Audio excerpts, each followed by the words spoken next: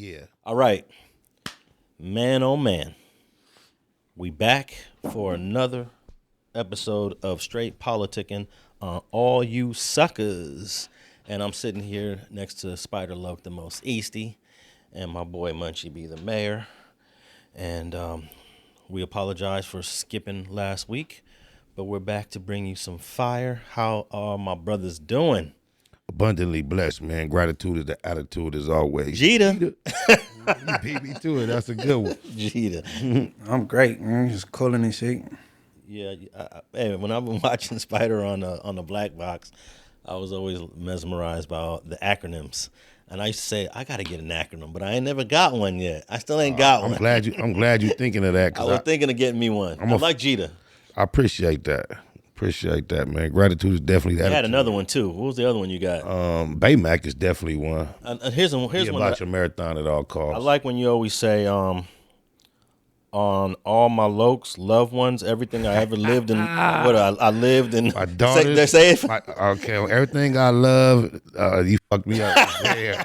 Everything I love and live for, my mama. Nah, you gotta say it from the top, man. He thinking while you talking. Yeah, I'm thinking too hard. Oh yeah, it just comes when the feeling comes. It just comes. I got y'all later on in the segment. But I'm like, yeah, that's a good one right there, because that's a nice. It's alliteration. I use two of each letter, so it's like my sister and my sons, my for everything I love and live for. Yeah, live and live for. Yeah, I got y'all.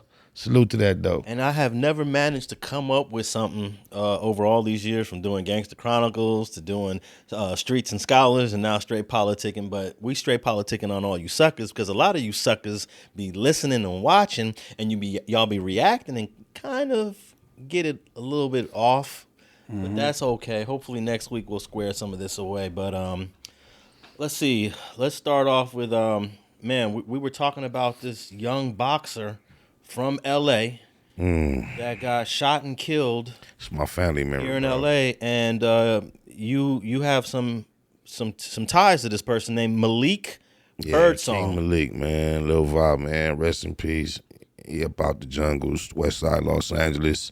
I do not know any details. I just got the message from a family member shortly before I pulled up. And then when I pulled up, mentioned it to you, then you stumbled across it. I didn't know it was that it had really was reported and all that. KTLA 5. Yeah, man. Here, I'll read a little bit of the article. This is from today. Authorities are looking for the gunman and motive behind the shooting that left a professional boxer dead on Sunday afternoon. The shooting occurred on the 1600 block of 87th Street at 4:50 p.m., according to LAPD. Preliminary investigation revealed that the victim, later identified as Mylik Birdsong, and Mylik is spelled M-Y-L-I-K, was standing outside a vehicle with his girlfriend inside when another vehicle approached. A dark-colored SUV westbound 87th shot him, according to a spokesperson. They got a photo here of him in the gym, looking fit as a fiddle. Yeah, looking like body fat. Yeah, looking like somebody you don't want to have to squabble against. And when you're that fit and you're a professional boxer, he's gonna win most of them street fights for sure. And I hope and that didn't play a part into why someone felt like they had to be so violent toward him. And it says here, Birdsong fell to the ground in the driveway. First responders arrived and rushed him to the nearby hospital, where he was pronounced dead. Police said he suffered 7 gunshot wounds to the torso. Suspects fled the scene. I wonder what, on the east side or the west side, when you say 87? 1600 block. Oh, it doesn't say east or west. Does that register with you, though? Because you pretty much... Well, 1600 block would be somewhere between, on the west side, would be somewhere between Normandy and Vermont. But the east, 1600 east 87, shoot, you the most easty. But that's it. It don't even go that far? Digits. 1600 sounds like too many digits. No, you can go 1600 east, I believe. But let's see, it doesn't say which That's police. like the 700 block. You know what? If it was 1600 east, it wouldn't be LAPD. It would be the sheriffs. So I believe that would be the west side. So somewhere between, let me see. I'm saying between Normandy and Vermont. Right, Normandy and Fig. It could. Well, Fig would be like 800. So let's look it up real quick to get a precise location, because the KTLA article did not mention east or west, but I'm gonna put west in here, and the intersection would be It would be Dinker. It would be Dinker and 87th if it's west, and let me put east.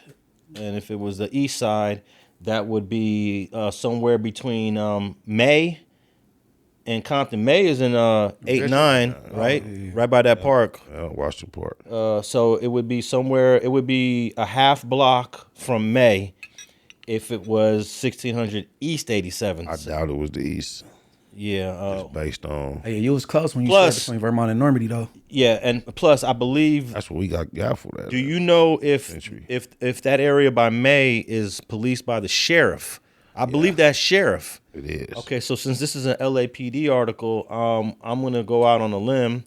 Don't quote me because I could slightly be wrong on this, but we're gonna say this was on the west side on Dinker and 87th, and that's 2 blocks from Normandy.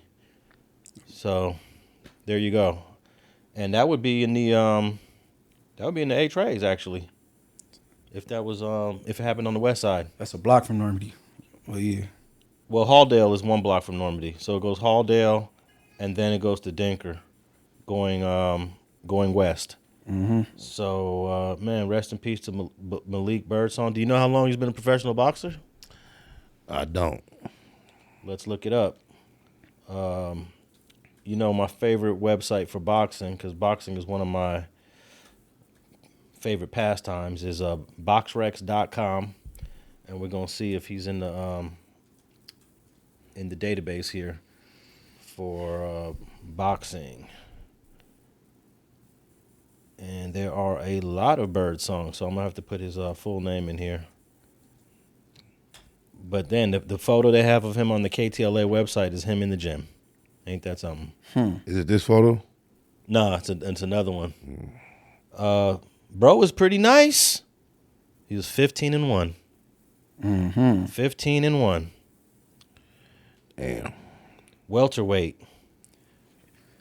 You know, people ain't out here volunteering to lose. So you have any back and forth with him, that's they go-to is to bust. You know what I'm saying? Yeah, I wonder if all that played a part, or if it was like you said earlier, mistaken identity, wrong place, wrong time.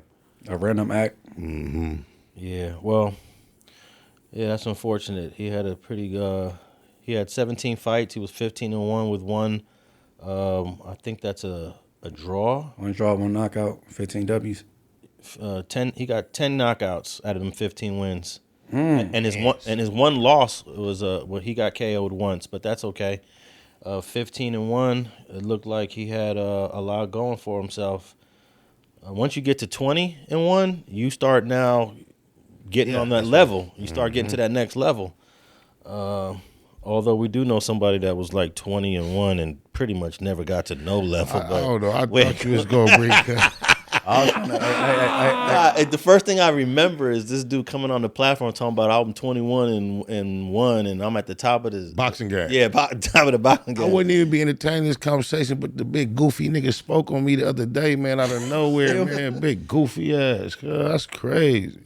But most of the time when you are 20-1, you are at the top, you know. He said I got my feet whipped in the projects. You big goofy ass nigga. Meantime, we seen you get whooped in the ring. He gonna say, "Oh, that was a stage fight for 100,000." Goofy.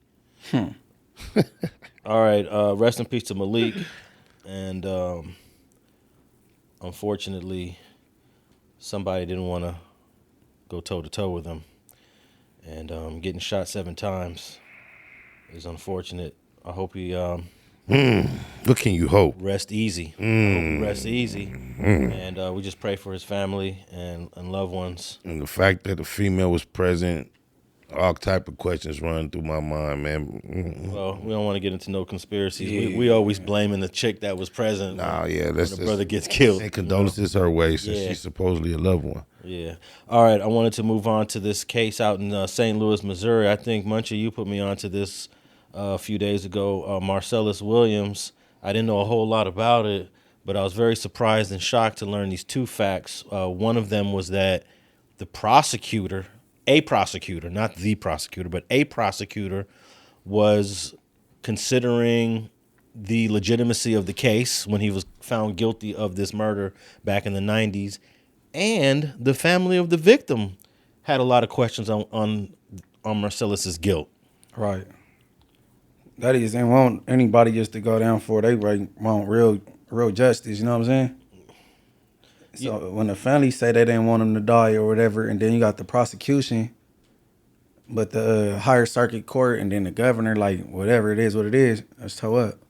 I'm not sure. Do we have a clip for the Marcellus Williams one?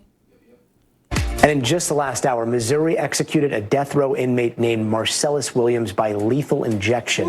Now, Williams was put to death over the 1998 murder of newspaper reporter Felicia Gale, and the execution coming hours after the U.S. Supreme Court denied a stay of execution just a day after the state's governor and the Supreme Court both denied clemency to Williams as well. And all this after a prosecutor from the original trial said Williams was innocent, claiming no evidence actually tied him to the crime. Williams' execution was one of 5 scheduled in the course of a week across the country, the first one being Freddie Owens in South Carolina this past Friday. NBC's Yasmin Vasukian has been following this story. Yasmin, can you tell us the latest here? That's right, Gotti. The third in Missouri this year, the 100th execution in the state since executions were reinstated back in 1989. 5, by the way, in this week alone across the country. We're talking about Missouri, in which Mr. Williams was executed just a couple of hours ago by lethal injection.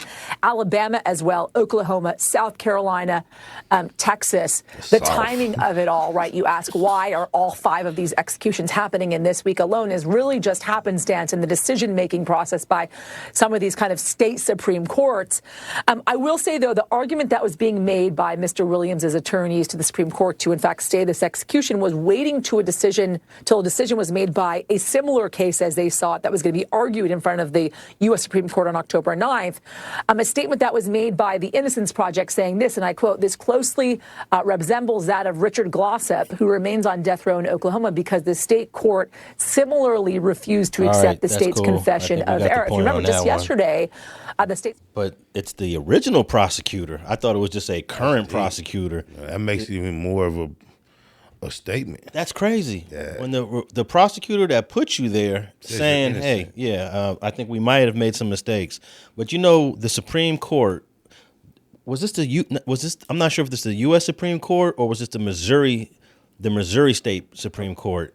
I might have missed that. Sometimes you start discussing things from your level of understanding. Yeah, I'm about to say, like, we ain't quite there. To me, the Supreme Court is the Supreme Court. Well, every state has a Supreme Court. You educate me. But then there's the United States Supreme Court, which is appointed by the president. The Supreme of the Supreme. Yeah, and I was going to bring up a point that Donald Trump has appointed 3 of the 9 people that are on the U.S. Supreme Court, which is very unusual for a one-term president. In just his 4 years, I believe he appointed 3. So that's how abortion got overturned. I don't want to get into no abortion debate with y'all brothers. But abortion has been illegal since 1972. That's what Roe versus Wade is? Well, yeah, Roe versus Wade got overturned because Trump was able to appoint 3 judges. And that's why they don't want him back. Man, who don't want him back in, though? All our people be... Those that don't. Oh, yeah, I think I'm the minority, it seemed like. But then I'm confused with this woman because she the police. So I don't think I'm going to vote this go around. I'm trying to figure out if this was the Supreme Court of the United States or the Supreme Court of Missouri, and I just can't figure it out. But, hey, nevertheless, it doesn't even matter because they already executed the dude. You can't overturn death. He gone. You know what I'm saying? Why you think, in light of the prosecutor speaking up and the family of the victim being in support of him remaining alive, why do you think the state of Missouri was so committed to following through with that decision? I couldn't even call it because the governor of Missouri has the power to say, let's at least stay it. Let's stay it for a few weeks, months, and look into it. And I don't know who's the governor of Missouri because he's Pontius Pilate. We're going back to Jesus Christ, huh? Because he could have easily just picked up the phone call and said, "All right, Michael Parson, Republican Party." Why that last name sounds so familiar? Parson. Going to Cowboys. Okay. So he obviously did not see what the prosecutor was saying. And, hey, they got 3 executions in Missouri just recently, so obviously the governor is not trying to hold back. When I first ran across this story, they said 2, so I wonder if somebody got executed right after him. But does that, remember the off-camera conversation we had earlier about coincidence? Or do you think that's a numerical pattern kicking in? Well, they got 5 executions in 1 week. Do you think that's coincidence? I do, because there's no way states could schedule executions to happen in the same week. I think our producer was saying there was a cosmic energy aligning the numbers numerically. No, I don't think these 5 executions were planned to happen the way they happened. I tend to agree. You know, California hasn't had an execution since 2006. Haven't we just dismantled death row, right? There's no longer a death row. No, there's no longer a physical death row. Oh, but they're still punished to be executed. Yeah, they're still sentenced to death. Well, they just be able to walk on general population now. We ain't got no way to. But they don't have a way to put them to bed.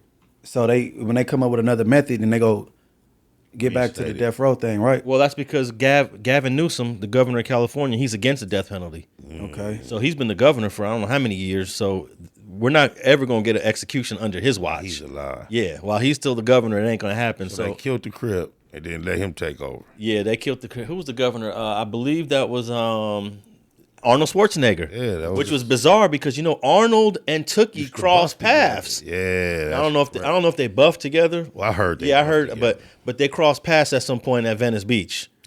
So that was kind of unique that the governor he didn't want to stay it either. He was like, I don't care. You sure? You sure he was at the time governor? I'm 100% sure. I heard people say they was mad at him. I went to San Quentin when he got executed. I actually tried to be a media representative to witness the execution because they allow like 10 people from the media to be there and to watch it. So I applied for it and I didn't get in. I'm glad. Why? Why would you see that? I want to. Hey, if you doing media work, you want to experience all levels of it. That's deep, that's deep. I also want to be an embedded reporter in a war. Look, I was just finna try to throw you for a loop and say that. You throw on a vest, you throw on that bulletproof vest, that helmet, and you stay behind the soldiers. Your wife wouldn't let you do it, bro. Nah, just a few things I did she didn't want me to do. I went to Hurricane Katrina in 2005. She didn't want me to go. She was pregnant with my son who just turned 19. Happy birthday. I said, I'll be back before. Look, Hurricane Katrina was early September. My son was born on September 30th. I got back. Right in time. Right, like a week before he was born, a week or two before he was born. I wasn't out. So you have the personality for one of them guys I can see close to the hurricane, close to the war, trying to give the report and shit. I can see you doing that. I went straight in there. But, I wanted to witness an execution. And why not? Why not?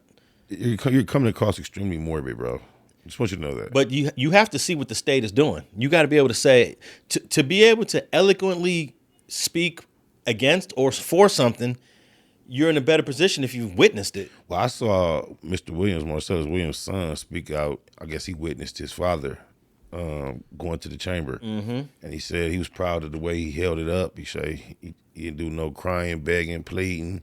He said he did a little, jerking, but that was it. And he as a man was proud of the way his father took this last moment. Yeah, I never applied again because California hasn't had another execution. Well, actually, they executed one more guy a month later, and then that was it. Who was that guy? It was some white guy. Tookie got executed in December of 2005, and then they executed an older white guy in January of 2006. And how many years ago has that been? That's the last one. So we're going on 18 years without an execution. Wow. With 700 people, though, on death row. That's deep. And we got about 4 or 5 gang members that are right in line to be next. So a couple of my homies, I think. Like Lil Fee, if we were still doing executions, Lil Fee would have already got executed. I believe Keith Fudge, Ace Capone from VNG would have got executed. I believe the 2 brothers from Raymond Avenue Crip, Evil and Tretch would have been executed, but because of this 18 years. What about our boy from Park Village? Goaty. I don't remember what year. I'm thinking of all the early 80s cases, 83, 84. That's not that. 85. All those guys from 83, 84, 85 would have got executed. Tookie was from 81. So that's why you. Okay. Yeah. So it's all it's a line, and you get executed according to that line, chronological line.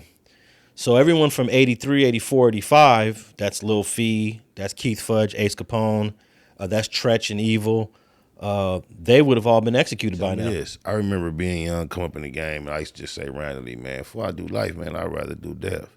Do you believe those who have not been executed are grateful, or do they feel like their punishment has been extended? No, they're grateful, because I used to speak to some of these guys personally, and they used to try to work on their appeals and figure out loopholes and people don't know when you're on death row, you get more shots at appeals, and you got people that just want to take like your case. Innocence projects and all that. yeah, and you got automatic appeals and Right. so I haven't met all the brothers on death row, but I can imagine some of them don't care.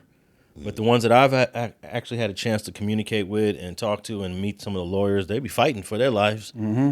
Yeah, they trying to come home. Some of these guys are trying to come home. They're trying to beat the clock. Yeah, so I know that the two guys from '60s that was on death row are very thankful that they're on the main line now. That's the two other defendants from Lil Fee's case. Yeah, you can't tell many people in the system nothing about Newsom. They love that fool. Yeah, I believe Newsom's going to be the president one day. You know, after he finishes his last term as governor, he's probably going to run for president down in the future. You think Candace Owens got action at being president in the future? Nah, she got no political experience. She's just a talking head, Guess what? and she's young. The Terminator didn't have no political experience. Neither did Trump. Trump, then he was a reality star. Yeah, Exactly. She has knowledge of the field, and she has momentum. we're in a new era where it's possible. Anything's possible. Like I think I mentioned Jesse Ventura, who was a wrestler. He became governor of Minnesota. You know, no experience. So we could think of we can come up with a short list of no experience politicians, but they usually started somewhere before the presidency. I mean, Like Trump, he's been a mogul. what about Shyne? Well, we can't count Belize. Because they politics different. Yeah, we can't count Belize. And Candace is making a name and a presence for herself. She was the most hated amongst our people for the last 5 years, based on things she was saying. But I think outside of those positions she takes, almost every other political position I've heard her take is something that I agree with. Well, I just watched a clip of her show. She's trying to prove that Kamala Harris is not black I saw that. and that she doesn't have half Jamaican side to her, because there's a mistake in her book about this lady that's supposedly her grandmother that's not her grandmother, and she wants Kamala to prove that she's really black. Who wanted to do this? Candace Owens. You know, they was just coming down on Janet Jackson for saying something about that. And it kind of reminds me of when they were trying to prove that Barack Obama wasn't born in the United States, and where Trump was like, show your birth certificate that you was born in Hawaii. I think she might be just tad bit too pro-Trump. And there's a picture of Kamala when she was like 20 years old with this black woman that's supposed to be her grandmother. And Candace uncovered that there's some flaws in her story. I've heard some of that. But I don't blame Kamala. Like, I do a lot of genealogy on my own family. I look at pictures. I even ask my mom, okay, that's my granduncle right there, but who are these other people? My mom don't remember. So I have to do the digging and figure out who these relatives are. People are told all the time, oh, this is your uncle, this is your granny, this is your granny's sister, this is your granny's brother, and people make mistakes. I don't think Kamala wrote a book and lied about her family from Jamaica. That's what Candace is trying to say. She lied about it. Is she really Jamaican? Is she really black? Who are these people? Where did your blackness come from? Kamala, that's what she on. In context, do you believe she is out of nowhere while she's been on this campaign representing herself as more black than she has in the past? Yeah. At least you're being fair. Yeah. Okay. I remember when Hillary, she went to a black church and started talking black. They can't help it. No, you can't. You know, I ain't hating on that. You're just trying to get votes. Yeah, Karen Civil was helping Hillary with her campaign. Yeah. I know in my personal life, if I'm talking to a Paisa or somebody from the Caribbean or Jamaica, anybody like that, and I'm friendly with them, I naturally tend to try to mimic the way they talk while we talk. It's just like a habit I have. Hey, when I'm in New York and I'm around New Yorkers, I That talk too. more New York. Yeah, that too. You I just play did with it right that now. shit. You funny. Yeah, you I did. talk more New York when I'm in New York around New Yorkers. I do it playfully, but I do too. I say word up. I say all that just because I'm talking to y'all. Yeah. And look, when I first moved to LA, when I was like 11, I used to get made fun of how I talked. So I used to go home and I used to say, Pop, they teasing me at school by the way I talk. Because we don't say sneakers, we say shoes. Exactly. And so I started realizing I got to stop talking this way. I got to listen to these guys and pick up what they saying. What's a mark? What's a mark? I used to hear this at John Burrow, 7th grade. He a mark. Hey, what is a mark? Can you tell me what a mark is? Oh, and then I'm starting to say, you a mark. I'm blending in. Yeah. I remember there was a little game, a gambling game I had never heard of called Get Like Me, 7th grade. Yeah. I'm like, what is Get Like Me? So I'm learning the LA lingo because I want to be accepted. So at a certain point, I started to reject my New York and embrace LA. So, but when I go to New York, I'm New York. When I'm in LA, I'm in LA. It might be something you need to produce, some type of body of work that show the cultures of both sides. And hey, there was a dude doing a documentary about balancing different racial identities when you're around different people, because I'm also Puerto Rican when I'm around Puerto Rican people. I can imagine. Which I don't get to be around in LA. But when I'm around them, I become a whole nother person. So being Puerto Rican, Latino, does that make you feel any connection to the Latino Mexicans here in Los Angeles? Very little. Not my fault, more them. I got some Mexican brothers that embrace me, but unfortunately, because I'm dark, and this is real, because I'm dark, a lot of Mexicans don't embrace Dominicans and Puerto Ricans as them, because there are more black Latinos in the Caribbean than there are in Mexico. There's a lot of European intermingling. Them Europeans went down to Mexico and did their thing. So that's why a lot of Mexicans is fair skinned. But there are some black Mexicans down in the southern part of Mexico that even Mexico don't even want to acknowledge. It's 1 million black Mexicans that Mexico don't even want to acknowledge. They go through the same thing that blacks go through in other regions. It's like colorism is a real thing. But I got a few Mexicans that they don't trip on that, but a lot of them do, surprisingly. Do you speak Spanish? Not as fluent as I should be, but when I'm in the island, boy, it start coming back. Yeah, that's right. And if you're there for like 6 months straight, that's all you need. That's all you need. I've never been there for 6 months straight, but yeah. So there was a guy doing a book. He wanted to figure out dark Puerto Ricans that can hang out with black Americans, but then you can hang out with Latinos. And how do you balance these two different worlds? I have a brother from here in LA that saw me with some Mexicans one day. He said, Alex, it ain't fair. You hang out with us, and we accept you as one of us, and then I see you over there with them, and they accepting you. That's the both world, dual citizenship. Yeah, but you should be able to be probably pretty instrumental in bridging gaps and mediations and type. Hey, I tried to. It goes back to when I was trying to get that truce with the 18 streets, and I was close. There's only a few little barriers I had, and then unfortunately some people died, and it just and then COVID hit, and then it kind of just took a back burner. Back to the drawing board. Yeah, but I believe they was hearing you out, not really entertaining you though. We done had this little back and forth about. Yeah, no, I believe it was going to get entertained at some point, because a lot of these OGs don't want to see their sons getting shot and popped by 18th Street. That was my strongest argument is, look, we ain't 20 years old out here in the streets banging. We in our 40s and 50s, and our kids our kids ain't banging, but they still walking these streets. Do you want your kid to get shot because he looked like a banger? That's the message that has to go out in a blanket to all these situations. When you say that in a room full of 40 and 50-year-olds, it they're resonates. Like, yeah. I don't even like to see, I hate to admit it, I don't even like to see my boys on the football field. I swear to God, if they not finna get a big old whoop wop out of it, I'm so nervous now. I'm old, bro. I see my boys out there, I'm like, motherfuckers get broke up out there, bro. I deliberately kept my kids off a football field. I understand. I never wanted them to play football. I definitely understand, bro. It's a brutal situation. I took my kids to the golf course. They all got great swings. Wise man. Soccer was a little brutal. I was surprised. I'd let them do soccer for 1 or 2 years, and I'd say, nah.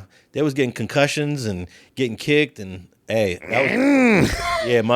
son bought a motorcycle against my will, but he's 20 years old, so what can I do? Nephew. You can't stop a 20-year-old kid out there. Because when you was 20, Spider, did anybody stop you from doing what you wanted to do? That's how I developed my style of parenting. Yeah. every time I think I want to get at my kids and do this, I refer to how I used to think about parenting. And I started adjusting my approach based on how I thought. Because I think a lot of time as parents, we deceive ourselves at the amount of influence we believe we have at each moment.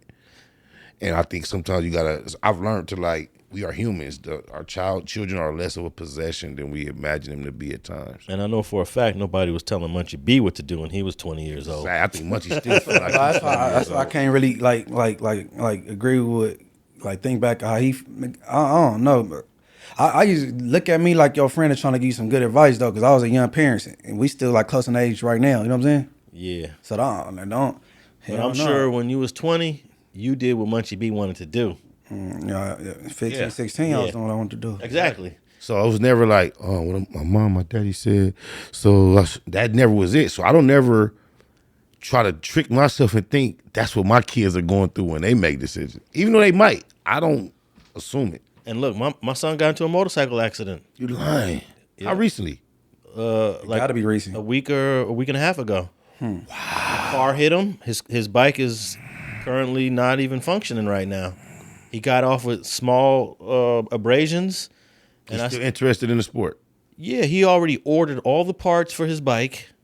He's about to start fixing his bike back. And he said it's not going to stop him from wanting to be a motorcyclist. Was he not at fault? It was the car that hit him was at fault. Hey, but And here's the problem.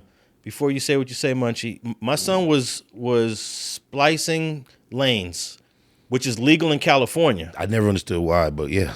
I'm shocked that California has not banned lane splitting. Because you know what they banned do? in many states. The bikers do this. They have to do this in order to do it, to navigate it. They lean. What if someone opens up a door? No, but cars be in standstill traffic. How you gonna be in standstill traffic on a motorcycle? So you gotta allow them to do that. Yeah, but it's still dangerous because you're driving all the way to the top front of the intersection. No, when you in standstill, they can they have can, their feet. Yeah, but it's still lane splitting. But you know what? There's another thing about motorcycles in general on these highways. If it's illegal to drive an automobile without a seatbelt because of safety, how can a motorcycle be safety?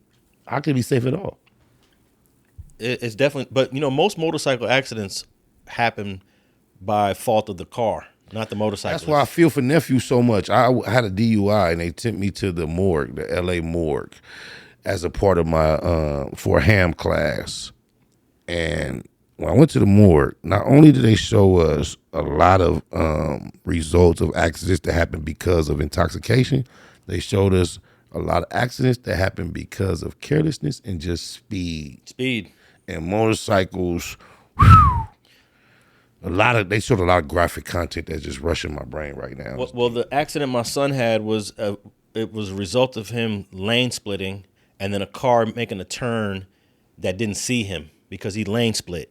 It's easy to be. Yeah, that can happen. That can happen. So even though it was the car's fault, he didn't see him because he was lane splitting between cars. He has a helmet on, so your peripheral is kind of compromised. And I think it should be illegal. Here, let me just read this real quick. Lane splitting by motorcyclists is legal in California.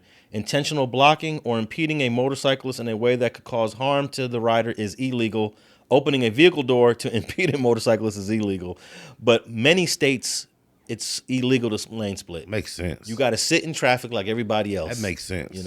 But California definitely has it. My son takes advantage of it, and boom, it caused his first accident that he had.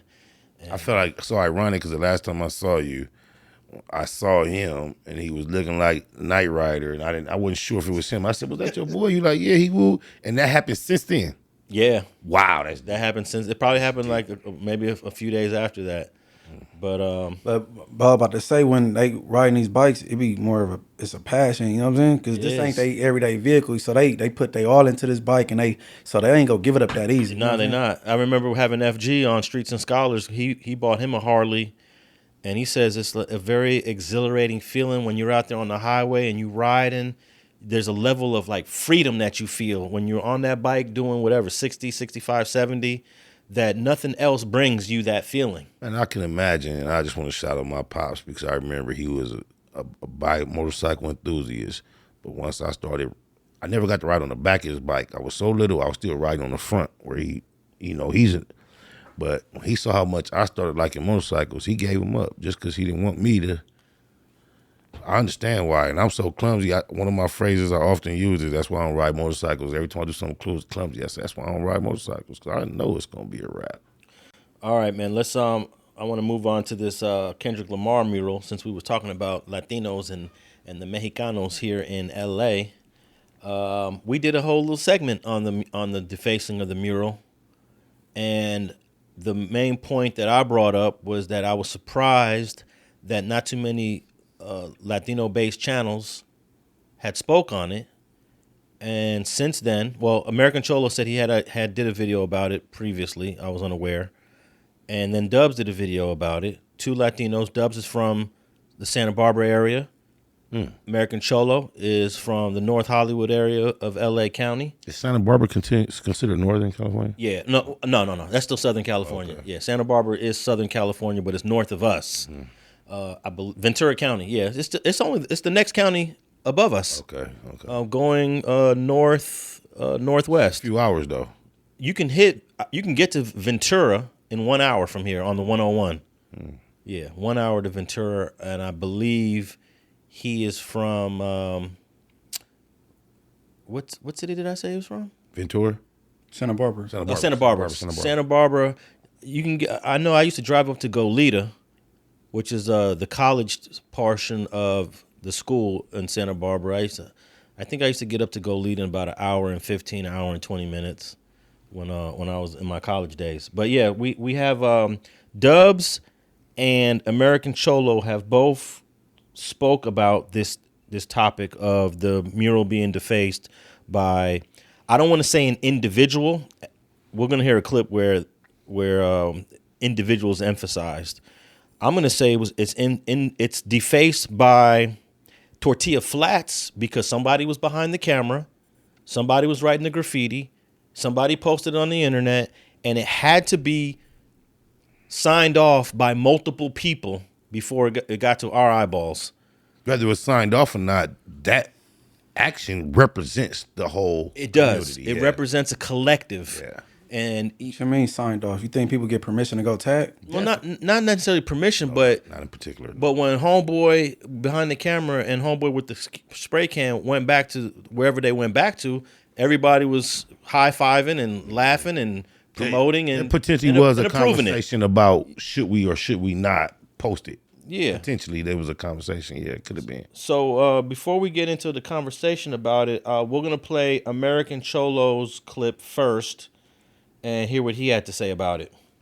I saw some post out there that what's the name? My boy Alex Alonso from Street TV was saying why nobody, no raza podcasters or anybody has spoke on it. I actually made a video about a week ago, and my boy, not BC, not Black Chris, but the other Chris, which is actually Black Chris, real Black Chris.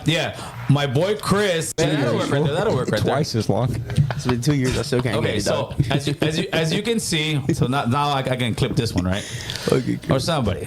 This is the video of the guy crossing out the mural, hitting up his hood, and I'm actually surprised that Alex Alonso made the comparison of us not speaking about this and saying somehow, some way that it's kind of a racial thing. When Alex Alonso, you my boy Alex, but you're the gang expert, homie, right? You're the gang expert that goes and testifies certain cases and tells people exactly what it is. And when it comes to this kind of situation, it's gangbanging 101, homie. It's a hood that don't get along with the Pyrus over there. Read the wall. And read the writing on the wall, literally, bro. Fucking A, and what they're saying, pretty much, they're saying F them and we want the smoke, homie. Yeah, this is my spot. What the fuck you putting shit up here for? This is what they're doing. Yeah. It has zero to do with racial lines and for us to be like, oh, look at those guys. It would be like me picking a video of, let's say, the guy who just beat up the flower guy and the Cuban guy. Look, it's a black guy beating up the flower guy. You guys should speak on it. Like, nah, bro. At some point, especially when it comes to this is gangbanging, homie. This is gangbanging. The same thing happened when somebody went to Nipsey Hussle's That's what I right, was and they gonna say. crossed it Yep, out same and did shit, that. yep. It's gangbanging. Now, if the guys would have put like NK and try to refer, Exactly. then yeah, Exactly. homie, you're tripping. Which, yo, that's part of this process of writing. Fool, if I wanted to say that, I would have said right. that on this wall, G. This is very simple, homie. Let me Territory. Okay, I believe he was talking to his co-host on his show. I'm not sure if that was Boo Boo because they didn't show. I'm not sure if they cut to him, but I don't know if you guys want to react to that or do we want to play the Dubs clip first, in addition, and then start talking about it. You dry this ship, so do your thing. Yeah, So we should let the other clip run there and just tackle both. Let's also. But I will say this: yeah, we do get a lot of reaction from the Latino Hispanic blogosphere when it seems a black gang member does something that they feel like is offensive to the Hispanic community. So they do react to that, and we have seen our people hold certain individuals accountable. with the Hoover situation, Exactly. with Jap 5, Exactly. with the elote lady, Elote corn lady, Yeah. exactly. All right, we'll go. We'll touch back on that, but let's play. We're gonna play. Dubs did it. Let me just set this up. Dubs did a video that was about 14 minutes long, so we're not gonna play the whole clip. But I want people. I don't want to take him out of context. So for those who want to hear the entire video, you got to go to Dub's channel to hear the whole 14 minutes. But we're gonna play the first couple minutes of his video here. Kendrick Lamar's mural was vandalized in Compton. Was this racially motivated? What's cracking, everybody? How you guys doing today? Welcome back to the channel. New video.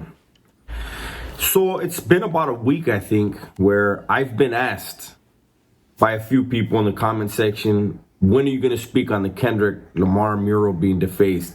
Why ain't you speaking on it?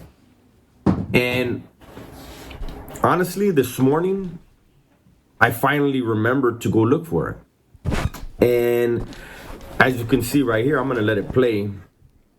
It's a video of one individual who is writing his neighborhood, his barrio, on the mural, crossing out the eyes, crossing out the mural, defacing. He's definitely defacing the mural. And then the video ends. There's no racial slurs. There's no. He didn't specify what hood he's dissing. My understanding is Kendrick Lamar is not a gang member. However, his family is. They are Pyrus in Compton. Shout out to the Flats. Shout out to the Pyrus. But I don't know what I was supposed to get out of seeing that. I see an individual who's defacing something. I don't know how old this individual is, but I know that tagging up your barrio is a normal thing. And it would seem to me as if the individual who's doing this is trying to be as disrespectful as possible, but he's not being racial. And I felt like, and I feel like in the comments when they say, well, why ain't you speaking on the defacing? They're taking it as a racial thing. Nowhere in there is there a racial slur. All right, I think that's enough of Dubs. So I just want to remind everyone, I'm not going to play the whole 14-minute clip, but go to Dub's channel if you're interested. I think we kind of get the point that Dubs was making in the first couple of minutes. So what's y'all take on their reaction? And I'm not sure if Dubs was reacting to me. American Cholo definitely made it clear he was reacting to what we did on Straight Politicking on a previous episode. But I believe that it's partially influenced by some of the stuff that came out in our episode. But I don't recall if I said if it was racial. We never said that. I don't think, yeah. But you know what I'm going to do? I'm going to drop a clip of what we said on that episode of Straight Politicking to see if I did say something along those lines. But Munchie, you're clear you didn't say anything of that sort. Mm-mm. So what's y'all take on this? We got two guys that have spoke on it since that episode dropped. I think I've been heavily vocal so far. I'm gonna let the mayor break bread first.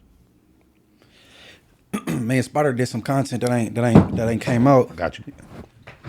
we did some content that ain't came out, and how he used the Nipsey Hussle mural as an example, and I basically told Spider like his gangbanging is a disrespectful sport. You know what I'm saying? And it wasn't nothing personal with Nipsey. It was a more of a 60 disrespect thing because Nipsey have murals in Inglewood that nobody touched. Them individuals went over there on Slauson and Crenshaw in the heart of their hood to be disrespectful to the 60s and do what they did. It feels like a Nipsey thing. We would have did the mural that's right here up under our nose. You know what I'm saying? And then I'm kind of disappointed because Alex a gang expert.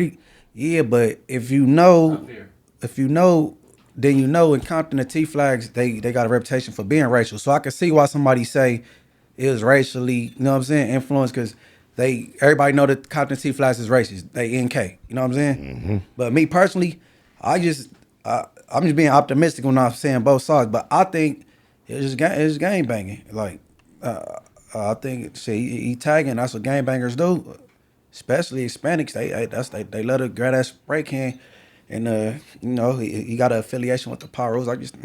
It's banging, but he said it's in there. He said something like, I don't think that mural's in the T-Flats though. But Kendrick don't gangbang. Affiliate. So I'm just putting myself in the same mind. Cause I don't know how old them dudes was, but shit, man. But definitely, whether it's not the intentions were racial or like saying I don't like blacks or I'm doing this because of blacks, if that wasn't the intention, it definitely was an act that could spark racial tension as a result. Absolutely.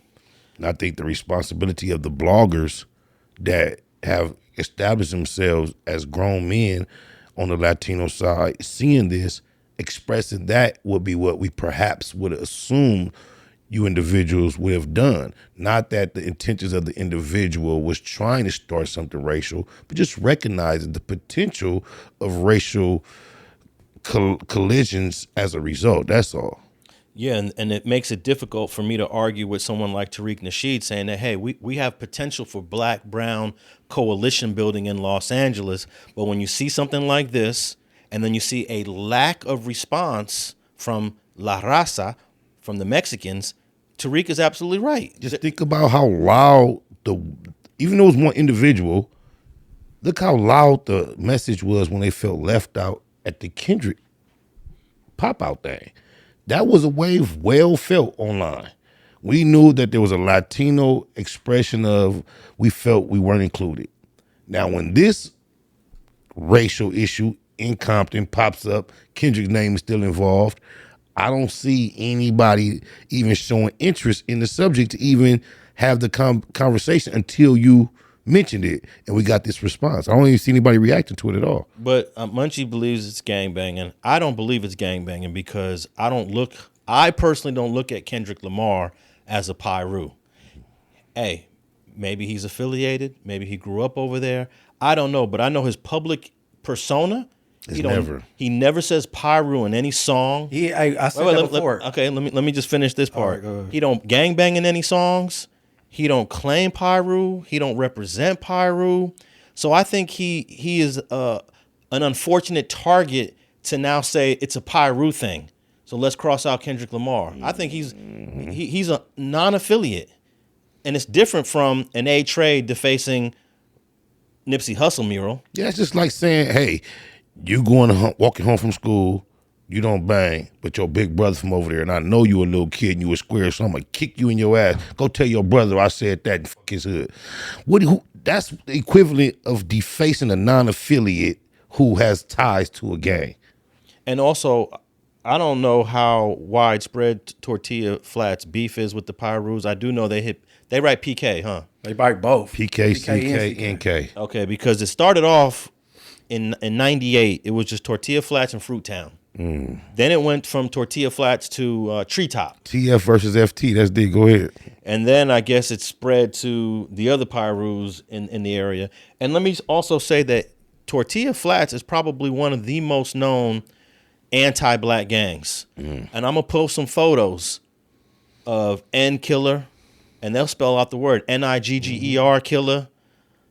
So for I don't know who said it. Did Dub say there was nothing racially stated? He's way in Santa Barbara, so his perspective is probably slightly off. Bro did over 20 years in the penitentiary. He Who from knows. Santa Barbara? Dubs. He knows what's up. He knows what's up. You know what's up. Nobody that's spent over 20 years in the penitentiary can't say who are the NK Southsider gangs. And Tortilla Flats and CV7 for Compton, Tortilla Flats and CV70 are blatant NK gangs. I can contest to that. I agree. And they put this on the walls all the time. We got photos of this. It's well documented. There's even videos. I don't even go back to MySpace. There were profiles of Tortilla Flats and CV70 guys putting NIGGERK in their profiles. Nothing's changed, right? It hasn't gotten better. In fact, it's gotten worse. There are more Pyru beefs with Tortilla Flats. It just started off with All of them. Yeah, now it's all of them. Started off with one set. I believe the Pyrus coming together and hugging on each other's brothers is heavily. I think that played a part in the whole over shit. It's like, I think people need to pay attention in general, not to be anti any group. When you realize that you have an enemy that looks at you as an enemy, no matter where you from, Crip or Blood, because you one of us, we gotta start paying attention, y'all. And I also didn't like the way I said this earlier, but we got to hear the clip of Dubs. It was Dubs that says an individual. It's not one person, Dubs. When you're talking about about collective, when you're talking about collectives and you separating one person as an individual, you obviously saying everyone doesn't support that. Then there's actions to show that, prove it, disciplines, things of that nature. If it's just an individual doing something that you don't support, then that individual is supposed to be held accountable. And then we know that just from the video, there's at least 2 people involved. There's a camera person, there's the writer, and they brought a homie to post up doing. And they probably was huffing paint. Yeah, you got to take in consideration their reputation for being NK. You got to take that, and then you can't use the Nipsey thing as a comparison because those are 2 black groups. So of course it's gangbanging. Like even when Snoop Dogg thing got defaced in Inglewood on the side of his store, that was gangbanging. So that's like apples and oranges, bro. You can't really compare the 2. Yeah, and I also want to emphasize not all Mexican gang, black gang beef has reached the point of racial animosity. But there are quite a few, even in Long Beach. That has clearly reached the level of racial animosity. The Mexicans in Long Beach, the North Sides, North Side Longo, West Side Longo, and East Side Longo. They make it clear they don't like black people. 205th Street Torrance. 204. I'm sorry, 204. They make it clear they don't like black people. They don't even like non-gang members, black people in 204. Most of the black victims in 204 weren't even in gangs. So they took it to the next level. There are no black gangs in the 204 area in Torrance. Right. So I think they're downplaying, like you said, Spider, the racial tension that it also can create and push. And I was just hoping that some Latinos would say, hey, Kendrick, he should be considered out of bounds, to deface the Kendrick mural. I recently was at American Cholo's podcast, and I had an experience that I didn't quite appreciate. Everybody was aware of it. He recently came back to the Black Box, and we did a repeat. Some technical difficulties is yet to be released. Hopefully, we can still get it. Some audio issues, but I really, after the experience I had on his platform, and him coming to my platform, I would have never expected him to be so dismissive of the idea that we would appreciate a word from you towards your folks in some type of way of acknowledging that Kendrick's mural didn't deserve that, regardless if it's just gangbanging. We're not promoting gangbanging at its purest core. Because that means you're promoting us to a certain degree. Okay, because they're gangbanging. It's gangbanging, hey. Yeah, we're trying to be anti-gangbanging at this point in our lives as, public figures. So nobody's here supporting gangbanging, even though we are aware of what it is. And it also impacts any sort of black-brown relations that could come in Los Angeles. I'm a believer that we can have a black-brown coalition and relations. But someone like Tariq Nasheed says it absolutely can't happen because Mexicans don't like blacks. And so when you see something like this, you almost got to agree with Tariq. I want to disagree with Tariq and say, no, we can bridge the gap and create positive coalitions. But when y'all Mexicans, Latinos in LA ain't speaking against this, then Tariq is absolutely right. And then Lefty Speaking Gunplay. against it or addressing it. Speaking, They ain't gotta agree. I'm saying addressing it. I'm saying that crossing out the mural of a black entertainer Icon. that is not a gang member and then calling it gang banging, that doesn't vibe with me. Okay, who's considered the biggest media dude that's like Mexican, Hispanic, in Southern California? I would in the street culture. Is it Our sector, like in our range. I think Hoodstocks has the biggest Latino platform. Okay, But definitely American Cholo is growing. Dubs is growing. I think their voices are, even though their channels aren't as big as Hoodstocks, I think their voices are just as strong. oh well, I feel the people that got that you basically the voice or the face of that. That's your responsibility to address it in the same way you addressed it right now. You could have did that closer to when it came out and let people know it ain't racial. It was gangbanging. You know what I'm saying? How is it gangbanging? No. I'm not disputing whether it's gangbanging. I'm saying I think the names you just named, that's their responsibility to address this type of thing, because y'all basically the face and the voice of y'all genre. You know what I'm saying? Yeah, I believe it is their responsibility, but I also feel like there's a level of trepidation because they don't want to get any backlash from their own community saying, "Oh, you selling out." Define trepidation for me. Like reluctancy. Okay. Like they don't want to show weakness. Yeah, exactly. They don't want to be the ones to promote positive interactions with the other race. They want to pretty much dig their feet in the sand and say, "Hey, it is what it is. It's gangbanging. Accept it." You know. And that might, those two people involved in defacing the mural, making that video, they could have one of them could have a black girlfriend. It might not be hatred for blacks. However, that is an activity or action that could definitely trigger racial tension. So that's why I think the bloggers, from my perspective of the Dubs, American Cholo, they are intelligent enough to know that can cause social issues in the community, whether that was your intentions or not. Also, I believe that the street politics on the Latino side is a little bit strict, and sometimes they say things on camera that they won't say off they won't say off camera, and then what they say on camera are two different things. You know, they don't speak against certain things. It's not a good look when it comes to that, to those politics that come straight from the penitentiary. And I don't know how long this is going to exist, but hey, there was a time during this whole early internet where no Latinos from LA or no Southsiders were on the internet because of the politics. But little by little, they started popping up. They started appearing. I get the perception from the general public that the majority, they try to say all, but I can't confirm or deny this, but they try to say the majority of the Latino participants on the internet are what they call dropouts. To a certain degree, most of them are. People that have, I guess, denounced the life, whether they dropped out in prison. American Cholo isn't, but American Cholo is a YA guy, so it's a little different, right? Yeah, right. It's a little different. I wasn't thinking about anyone in particular. I just heard that about the general group, the consensus about the collective. Yeah, most of them, I believe, are, but I haven't really got into figuring out who is who, who's the dropout, who's not the dropout. You know, whomever the dropouts may be, your voice don't even matter. Well, it depends, right? No, I don't. It depends on what they dropped out for, right? You can't get your opinion on shit that involve bravado and you dropped out. Especially like who's scared of who? The blacks scared of the Mexicans and I don't know who the dropouts is. No, we didn't get into that. Go ahead. That was one of Dubs. Dubs was reacting to a video where a black guy said that he was a guy from the feds, not from California prison.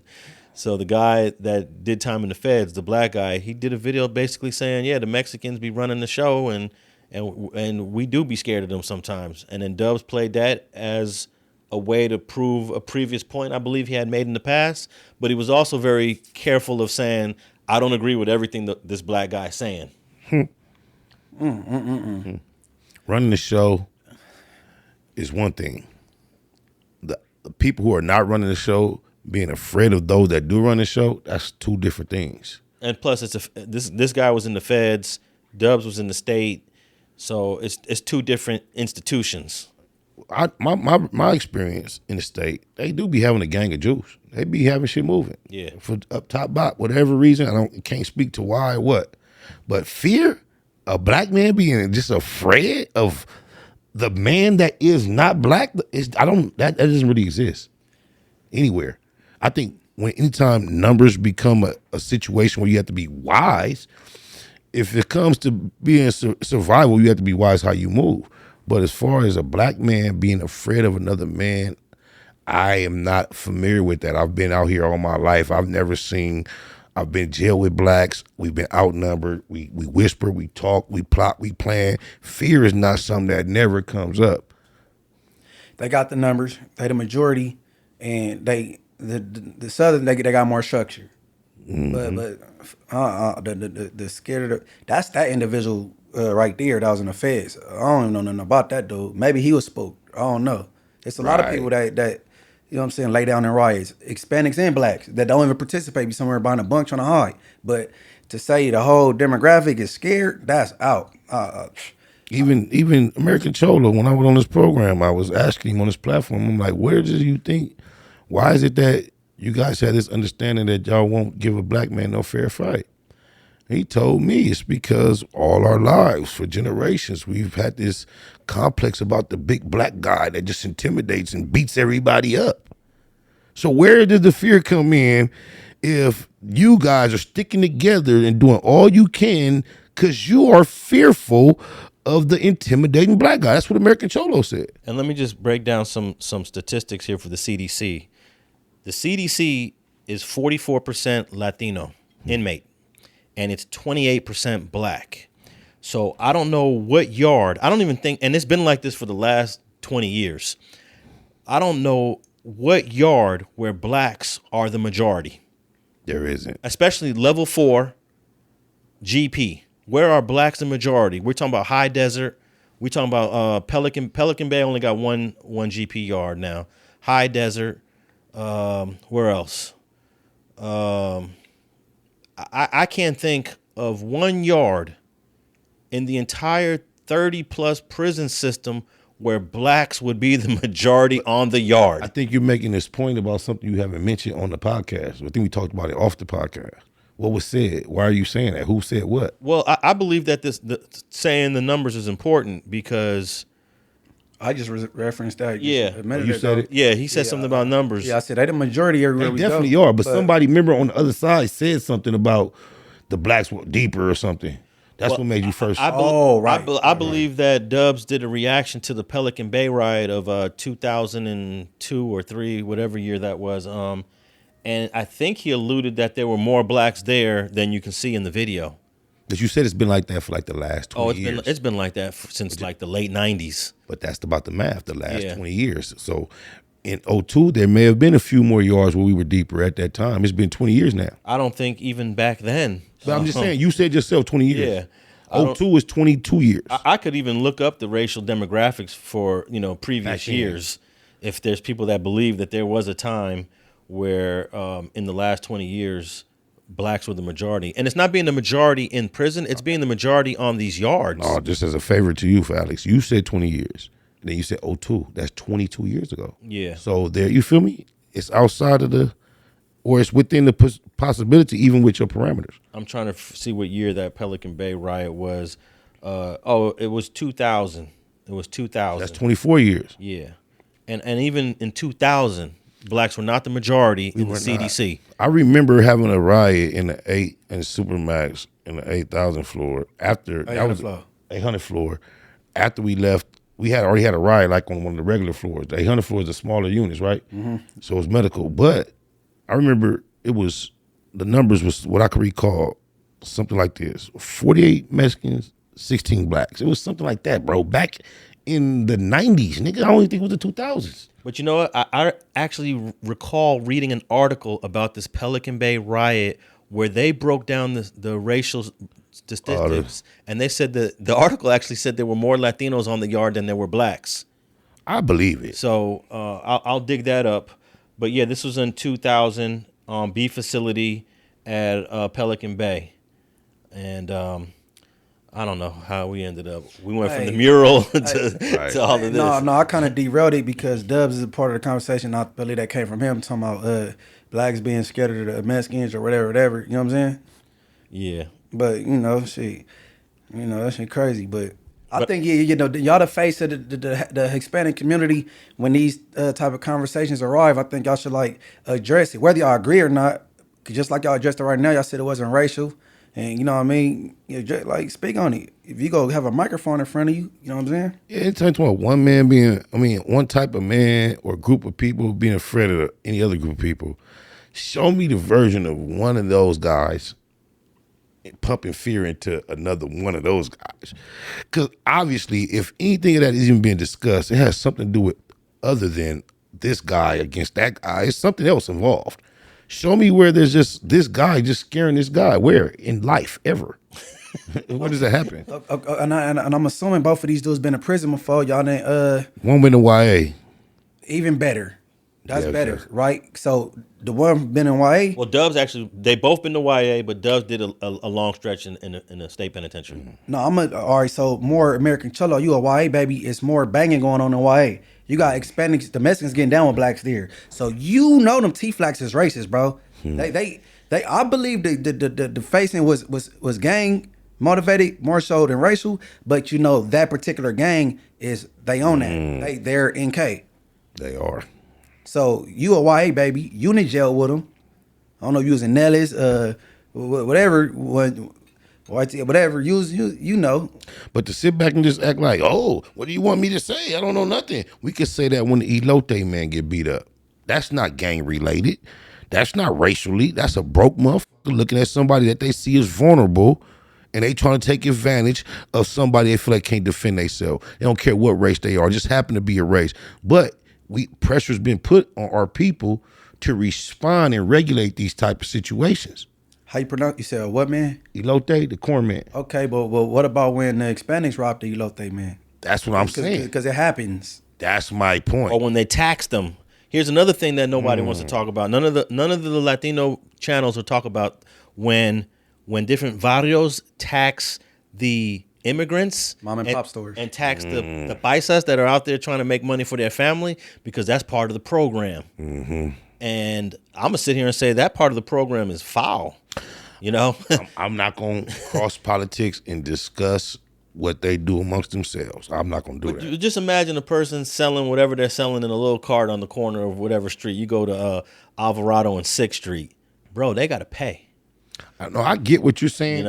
I get what you're saying, but I'm not finna dissect. And life over there in the Pico Union area and the MacArthur Park section is already tough. Okay.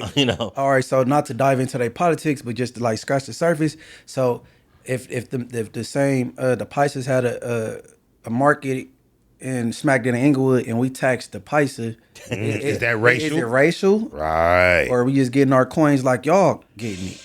Well, I know in some of my areas, I won't specify, along the east side, the coastline that I'm familiar with that y'all know, there's certain areas where I can attest to that Mexicans done popped up with gambling shacks recently, and the homies make them pay. Oh, you're talking about the casitas. Yeah, and they think they finna just do their thing. The homies push up and run they play just like they be running, and they respect it, and they break bread east side. Well, there's all kind of politics that going on. I don't know how often it crosses the racial line, as you just said, but that's interesting. Definitely.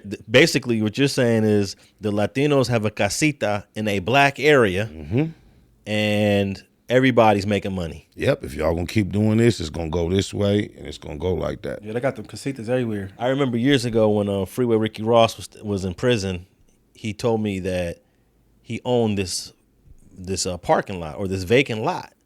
And I don't know if he wanted to sell it or find out what it was worth, but I used to do, basically some errands for him while he was in prison. And I went over there and I said, hey, there's some Mexican vendors selling tacos and doing their thing on this property. So he was like, "We gotta charge them," and I was like, "Bro, I'm not, You didn't know how to get into that. nah, I'm not." I said I can't get into that, but he was a little. If I remember, this was years ago, but I do recall it was some Mexican vendors taking advantage of this vacant lot that belonged to Freeway Ricky Ross while he was in prison, and they was making money on his property. He knew what he had. Yeah. Monopoly. So I figured he got in touch with somebody else that pressed the line. Sure. You know. Because he had a valid line. That wasn't even no gangster line. Nah. You know, and he ain't claiming no gang. Right, but he a gangster though. Shout out to Ricky Ross, the real Rick Ross. All right, I think we. I just want to lastly say that I didn't. Y'all consider it banging. I kind of consider it not as much banging, more like we don't like this dude Kendrick Lamar's face on this property. And hey, we didn't even mention this. We mentioned this before. This is a Latino business. It was I don't remember if it was a Honduran restaurant. How much did that play a role? Where these youngsters see, like, why is this black man's face on this Latino restaurant? We looking at that, but what if his baby mama just got to argument with him and she was bumping the Kendrick song when she left? No. That's why he said, "Oh, that's our shit." Oh, saying that's their business. I'm saying because that's not their hood. So that make more sense when he said that's our shit. Well, it was on Rosecrans, so I'm not sure what cross street, whose hood it is, but pretty much All Rosecrans is there. all except the Rosecrans is little Tanner- Pyrus. except the little Tanner pocket. Yeah, except for that's going more east. But I think that mural is in the Santanas. Right by the freeway, right? It's right. Not about a freeway. Over, like you cross the bridge. Yeah, with that bridge. That's what I mean by that bridge. Yeah, that's the Santanas. Yeah, so when he said that's our shit, he meant that's their business. Okay. So why y'all hitting up on y'all people business, bro? But hey, if the Latinos don't want to be critical of this action, all that does is just hurt the potential of black-brown unity. Relations. Yeah, it Definitely does. Hey, but you got to include clout. It's the clout era. And they record everything they do. I ain't never recorded nothing I did ever in life but a music video. Like even the blacks do, they do stupid shit like tag or I'm over here and record it. So you got to include clout in there too. He wants some recognition, or he wants the T-Flash to get it. All right, let's move on to our final topic of the day. We cannot do an episode of Straight Politicking without talking about the biggest story in hip hop, and that is the fall of one of the biggest icons of hip hop in the last 3 decades, is Diddy. And I got a few updates on the P. Diddy situation. The first update that I will mention is that his bail was denied again a couple days ago. That's no surprise. He had another bail hearing? Yeah, he had a second bail hearing. Did they up the number? Did he try to propose, offer more, or what was his terms? No, they just denied him again. Let me read a little bit from this article from a day ago. It says, Sean Diddy Combs, American rapper, producer, record executive, will remain in federal custody ahead of his upcoming trial after being denied bail a second time. He faces charges of racketeering, conspiracy, sex trafficking, transportation to engage in prostitution. Although the music mogul has pleaded not guilty to all charges against him, he may serve a sentence of up to life in prison. The article doesn't really go into the bail specifics. So I think it was just a short hearing where the judge just said, nah, I'm going to deny your bail. But I do believe at some point They're going to let him out? they're going to give him bail. I don't think you can just hold a man without bail. I mean, that's part of our Constitution says that we all deserve a bail. The only time we don't get bail is if you have multiple murder charges.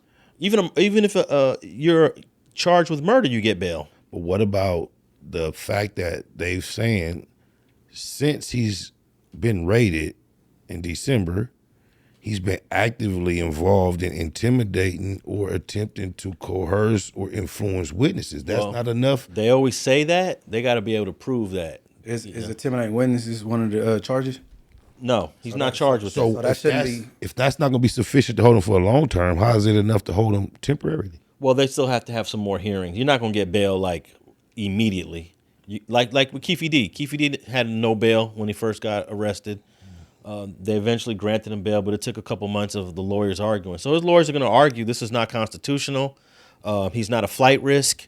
He is one of the most famous faces in hip hop, one of the most famous faces in entertainment. Where is my guy going to go? Where can he hide? There's nowhere where he can hide. We'll even forfeit his passport.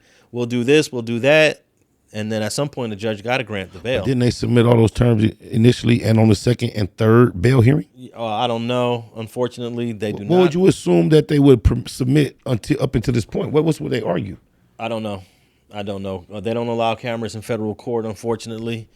I wish that would change so we could hear what's going on. But federal court does not allow cameras ever, ever, ever. What about the transcripts becoming public property after it's adjudicated? Is that the same?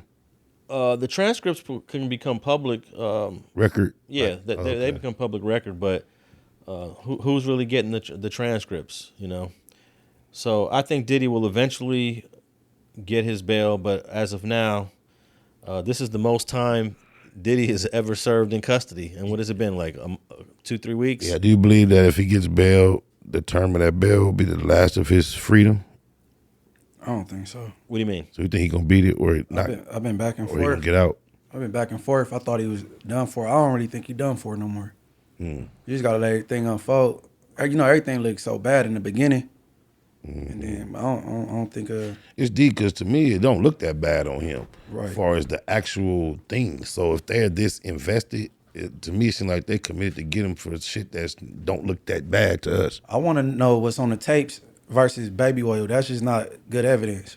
You know, they saying it's not baby oil in the bottles no more. Yeah, somebody told me that. Yeah. But you cannot defend Diddy by saying, well, other people were doing it too. No, that's not a defense. Yeah, other people were doing it too, and they didn't get caught. That's all that is. You know, hey, how many murderers don't get caught? Yeah. That don't mean, hey, I got caught for a murder. Hey, other people are doing it, so give me a break on this murder. No, that's not the way it works. What made you say that? Somebody threw somebody under the bus? A lot of people are saying that Diddy ain't the only one having freak parties. Yep. Other rappers was having freak parties. Why are we coming so hard on Diddy? The whole industry was doing this. No.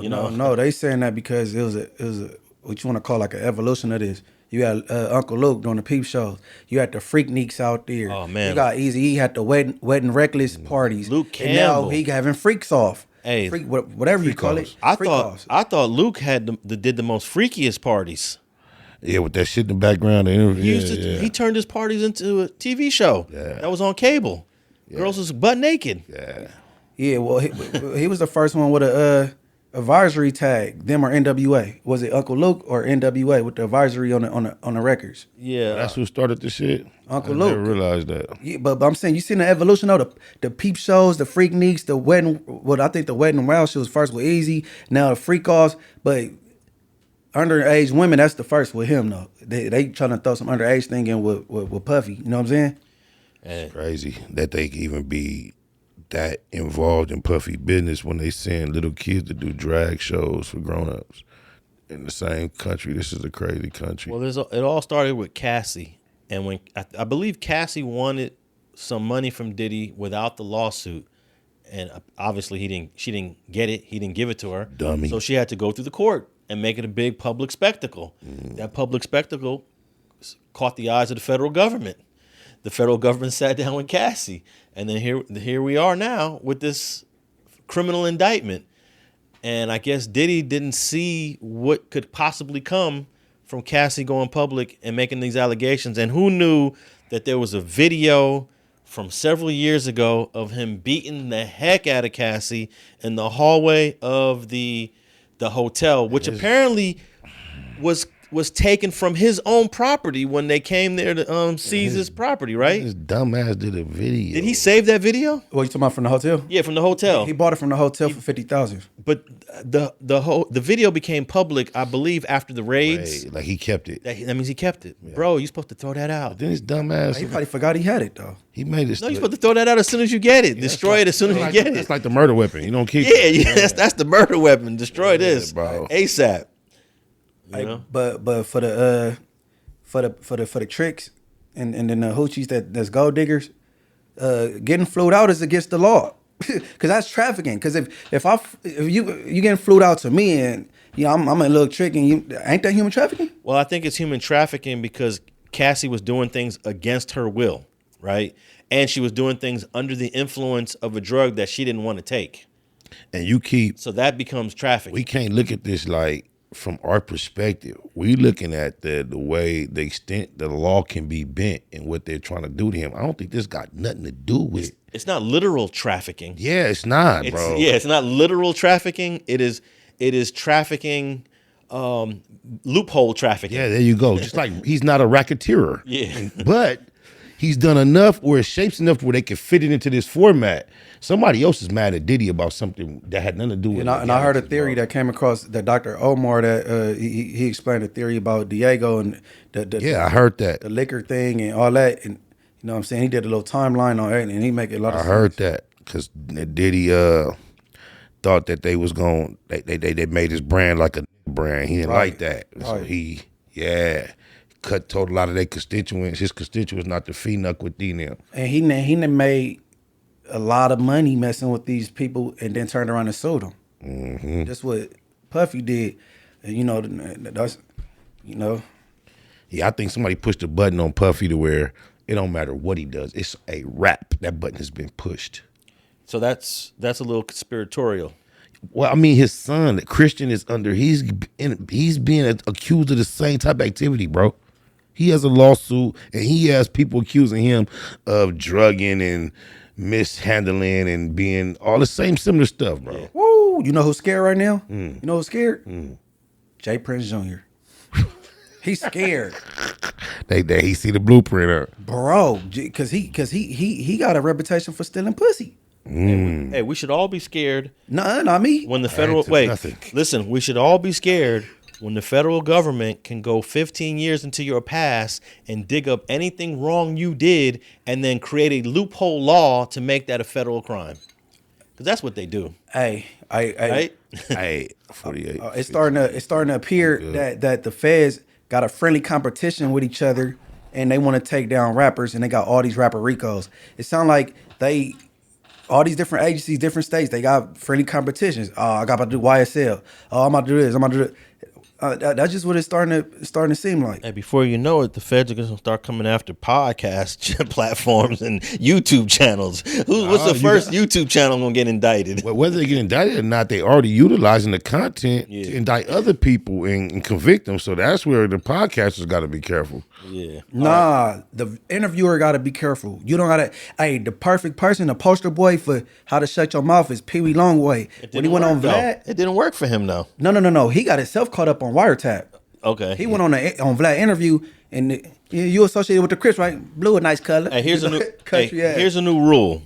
If you currently dabbling in the streets, you should do no public talking. If you used to, don't even talk on that shit. No, if it's the past, it's the past. I mean, Diddy did things in the past, and he could go 15 years back. You just said it. Yeah, but the feds will go back 15 years. But I'm saying if you're specifically currently dabbling in the streets, you should not be on no platforms. Even because a lot of these rappers are doing both things. They got a foot over here, but they got a foot over there. That's definitely true. When you move completely into entertainment and to completely legitimize your business, then do your thing.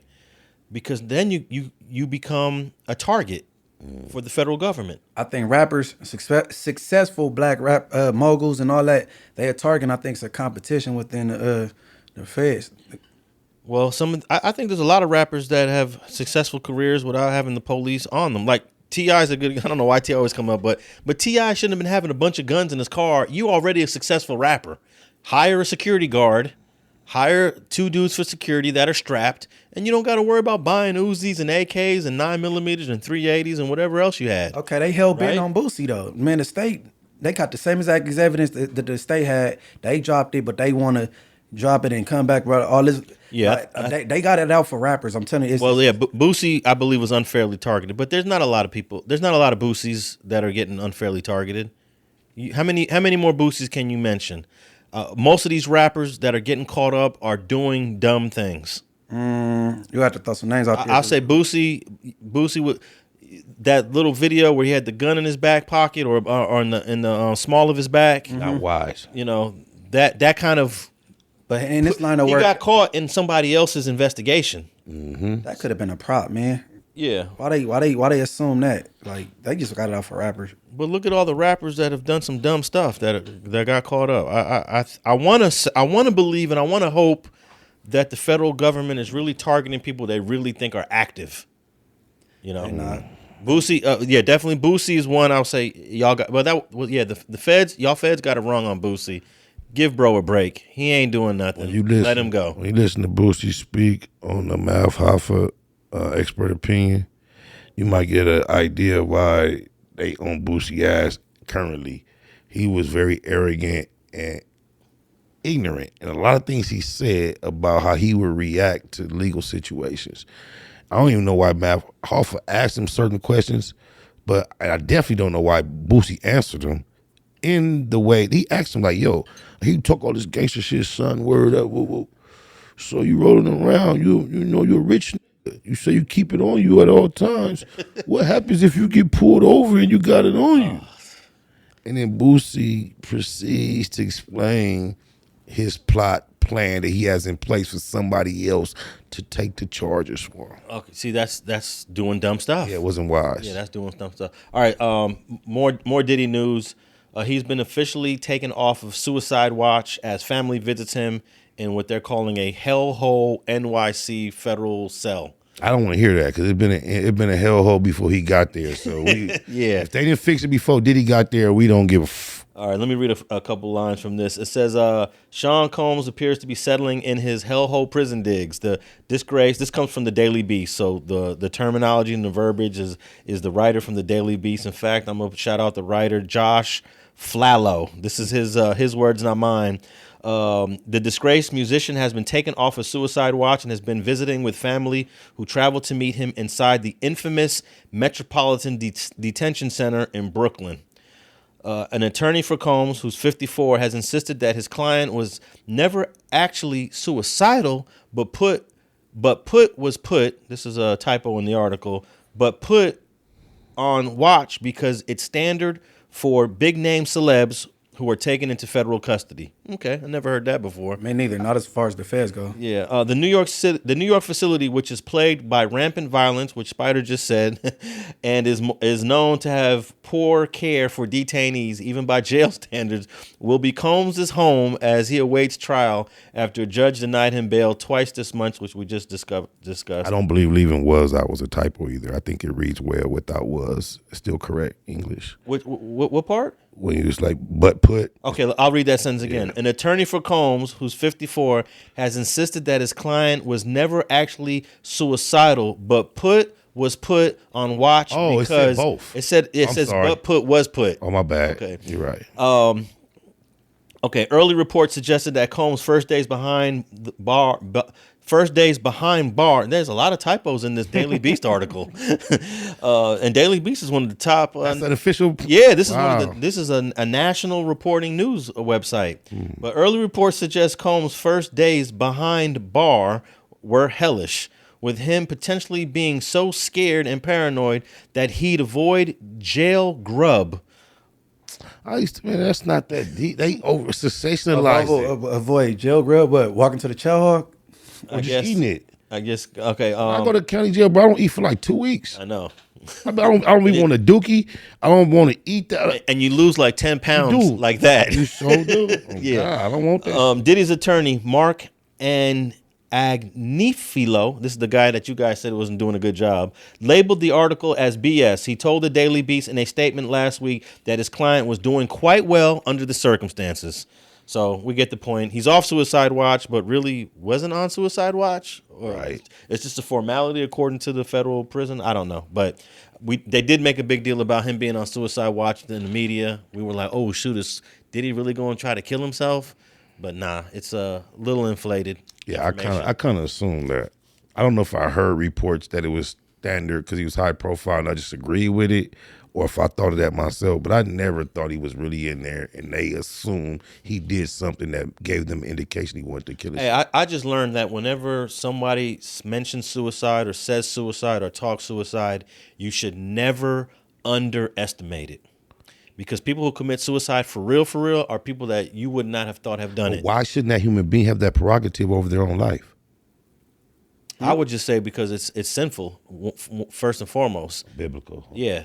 God says you ain't supposed to commit no suicide. And also, you shouldn't have that right because what you put your family through when you kill yourself. Yeah, that's a selfish act. It is. It's an extremely selfish act because your family now has to go through the trauma of burying you, grieving for you, your kids. So yeah. So why isn't it illegal? If you try and you don't succeed. I know that is a great one. Yeah. But hey, euthanasia is illegal though. When somebody else tries to help you commit suicide. Oh yeah. I remember Dr. Kevorkian. Yeah, Dr. Death, yeah. Yeah, and I remember being in a college class, a philosophy class, where the topic was euthanasia. Should it be legal or illegal? And our assignment was construct an argument for both sides. That's a very healthy way to look at subjects, bro. But I think the law has progressed. I think they have found ways where it has been accepted and understood. I don't know if euthanasia is illegal in all 50 states. It may be in another country, but I think there is there's a accepted form of assisted releasing your own life. I think so. Well, I remember when my uncle had a stroke and he was in the hospital and he was pretty much non-responsive.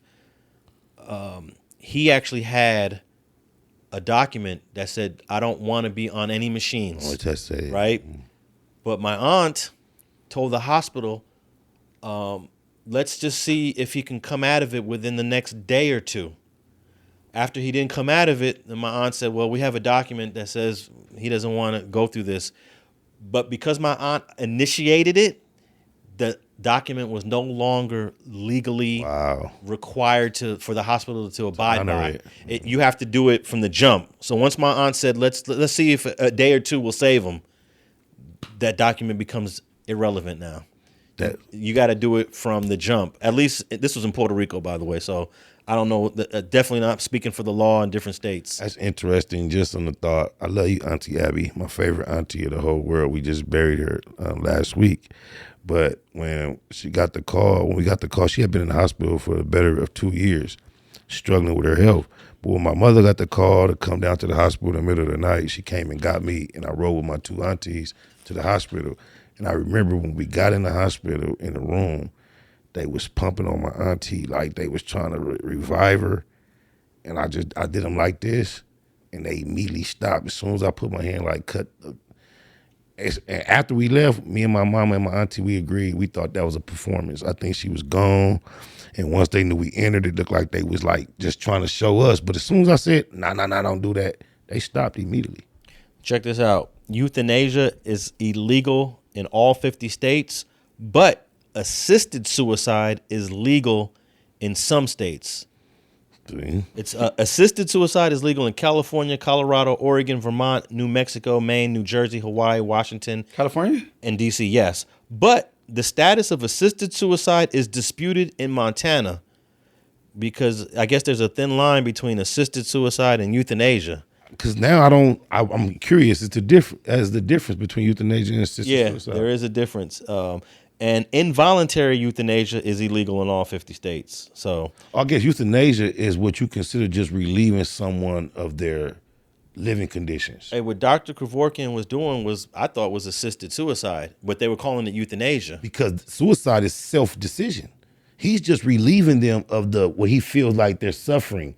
So that's euthanasia. Oh, you're suffering, I'm going to relieve you.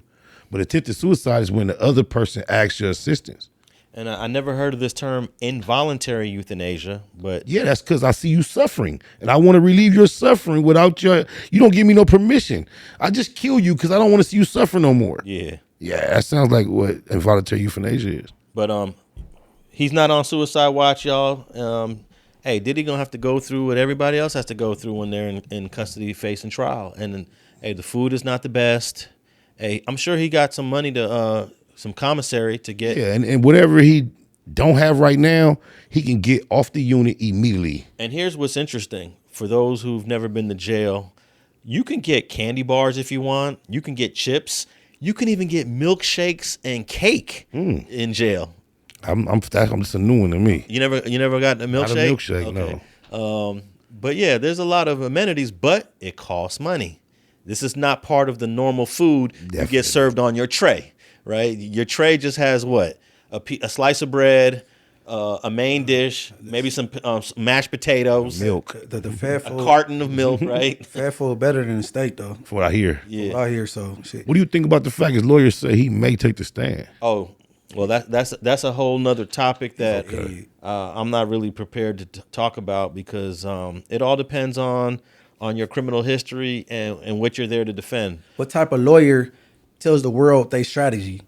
He need to be fired. He's a stupid. Are you idiot. referring to the Costco baby oil comments? No, to even tell the Oh, world say he gonna that take he's the going to stand. take the stand. You don't show your cards. There might be some strategy behind that. Why he's saying that?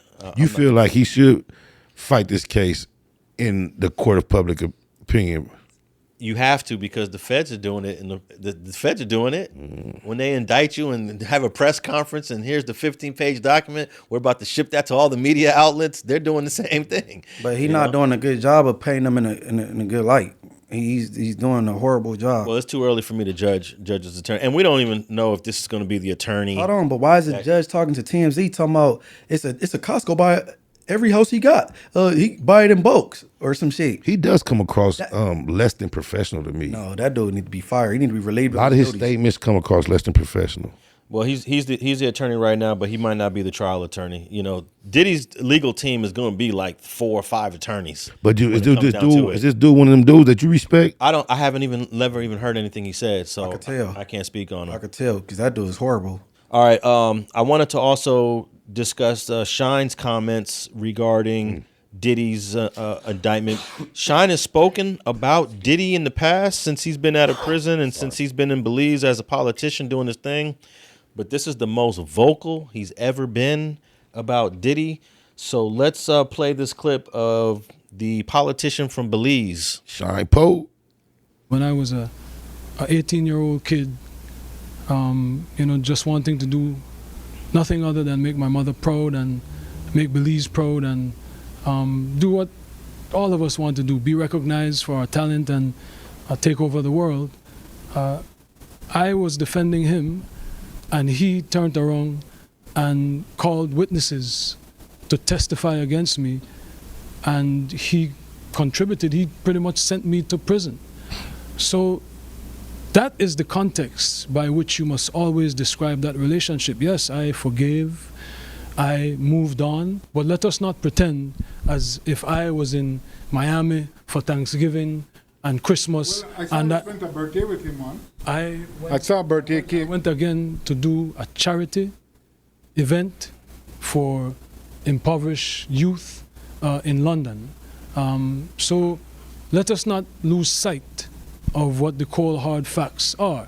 This was not someone who I vacationed with and who he and I enjoyed this great intimate relationship of brotherhood. This is someone who destroyed my life and who I forgave and who I moved on, and for the better interest of Belize, because he was in a position at that time to give scholarships and to maybe invest. I would not deny attempting to bring the investment to Belize and to bring the contributions to education to Belize, but don't distort it as if, he and I were bombale. This is someone that destroyed my life, but do I take any joy or any satisfaction with what he is going through? Absolutely not. I am different than maybe other people. No one needs to fail for me to succeed. No one needs to suffer for me. At the right, height of that's your good. professional relationship. Hey, the first thing that stood out to me on that Shyne comment was that in recent, I guess, months, weeks, years, he has accepted contributions from Diddy. And I read a report recently that a university has decided to give back $1 million that he had donated, that Diddy had donated to a university.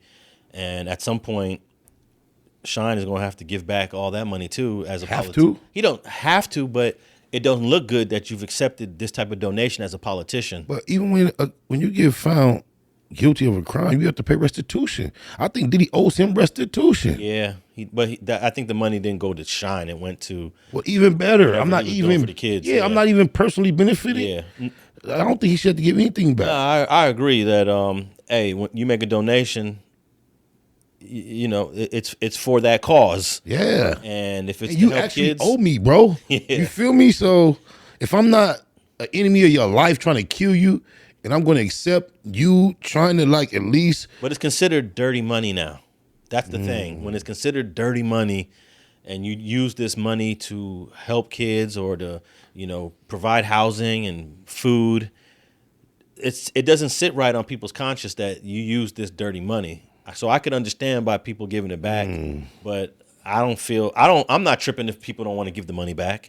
I wouldn't be tripping on this university that used that money for scholarships and let some kids come to school, but it's considered dirty money and you ain't supposed to accept it. But I get that. The way we grew up, there's no such thing as dirty money. Right. Money's money, right? Right. Money's money. The most successful people we know, they got supported by money. Hey man, the Denzel Washington. The Kennedys was bootleggers in the 20s and 30s, man. You want to talk about dirty money? Come on, man. America was funded off the backs of slaves. All this shit is dirty. And man. wait, what was the example you just said, Munch? Denzel Washington. Oh yeah, Denzel Washington. That movie Checkmates was produced by Harry O. Michael Harris with quote unquote dirty money.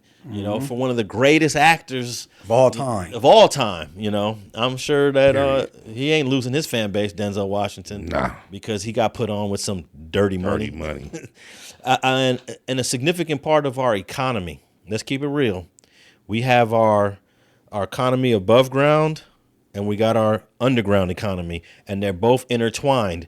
Hey, you think them yacht manufacturers that sell those multi-million-dollar yachts ain't accepting dirty money? Plenty of it. Or on how many of those automobiles, exotic cars, have been sold with dirty money? And let me also tell you, New York City, all them skyscrapers in New York City were built with dirty money that the mafia controlled. Miami, bro. Miami too. Look, the mafia controlled the concrete, they controlled the glass, and they controlled another element of construction. They had all those unions. So you think that's why your boy Eric Adams finds himself in hot water right now? Hey, I haven't had enough time to look at Eric Adams, man. I'm surprised that they indicted him because I always looked at Eric Adams as a good guy. You know, he was a cop for many years. He rose to the ranks in the NYPD, became the mayor, and now all of a sudden he's a criminal? That shit is crazy. The perceptions of cops in general may be a little distorted, bro. It is, but he has a stellar career as a cop, though. You know, and it's hard to have in modern times, if you're a bad cop, you're getting exposed if you're in Los Angeles, New York, or Chicago. If you're in a big city, it's hard to be a dirty cop. And Think eventually, so? yeah, I don't think you can be a dirty cop for 10, 20 years and it don't come out in a big city. I think if that were true, we would see a lot more cop exposure cases going on. I think it's a lot more dirty cops than we are aware of. I think a lot of the dirty cops that get exposed are small town cops and even the big city cops, because it's hard to get away with it.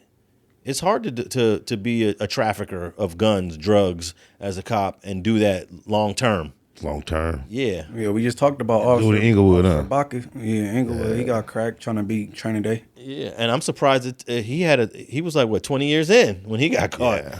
You know, so yeah, but Eric Adams, I'm a little surprised. It's too early to judge that case. You just brought him up earlier, then you got on that subject. That's what brought it to my mind. But we kind of got sidetracked off of the Shyne clip. There was a few great points that Shyne brought up. This is the first time I've ever heard Shyne say, "This man ruined my life." Yeah, do you find fault with anything he said? Not really. Me either. Not really. But I'm surprised that he waited to this point. If I was Shyne, when I got out of the penitentiary and the first interview that someone asked me about Diddy, I would have been like, F Diddy. He ruined my life. He never threw Diddy under the bus. I think he's been on a spiritual journey and maturing, and he finally has the wherewithal to know how to speak without having to think twice about his tongue. I think also he, for the first time, feels more free to speak because he's in custody, which I think is like, you should have said this before he was in custody, you know? And I think the general belief is that Shyne took this case for him. Yeah, and I think if he spoke out more, then he would be incriminating Diddy. Now that Diddy's in jail, he might feel more comfortable speaking on it because I ain't got to worry about being the reason he go to jail. But no, but that's double jeopardy. He already did the time for it, though, so it ain't like, you know what I'm saying? And Diddy was found not guilty, so he can never be charged I mean, he can get charged with something new that he wasn't charged with. Oh, in the past. did he went to trial on that? Yeah. Oh shit. He went That's why he said he had people come being witnesses against him, so he could kind of clean himself up. You know what I'm saying? No shit. But the woman that got shot in the face to this day, I see her believes that Diddy was a shooter. She said she saw both of them pop. But Shyne's supposed to have shot in the air. Yeah, and she says she's been offering to have her. She has fragments in her face that she would like to be removed and tested against the weapons.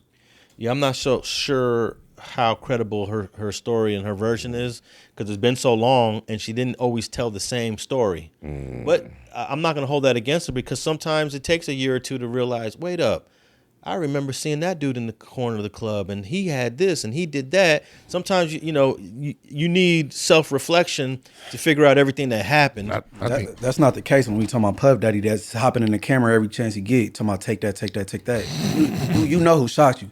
But I get what you're saying, but not in this case, though. But I mean, we're talking about a dark club. We're talking about crowds of people, multiple people. How do you know who shot you, Well, based on what she's saying, she saw the events take place. If she don't know who shot her, how does anybody else know that Shyne did anything illegal? The fact that anybody was a witness to it. Hey, wouldn't that be crazy if Shyne ends up getting exonerated from that conviction? That'd be deep. But I don't know if even the New York City shooting at this club back in '99 is even on the table. I don't think it is. Yeah, so I'm not even sure. I think that's just relative because it's a popular event, in the public. But I don't think that has. But I've learned that in a RICO, things come up just to show a pattern of behavior and involvement. They do bring up some stuff. I'm not sure they're going to go back to '99 because that's 25 years ago. 5 years, and I do believe that there's even though the feds can go back in time, I think the limit is either 10 or 12 years or 15, somewhere in there. I would be surprised if they go back 20. Mm-hmm. And in this case, if you're going to bring that up, you got to go back 25 years. Right.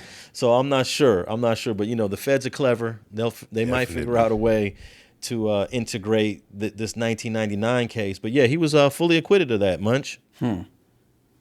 Yeah, man. And while he's getting acquitted, Shyne is getting found guilty. And look how tables turn, man. I know out of everything, Shyne got to at least see the irony of like, damn, I'm out, I'm prominent, and he's in.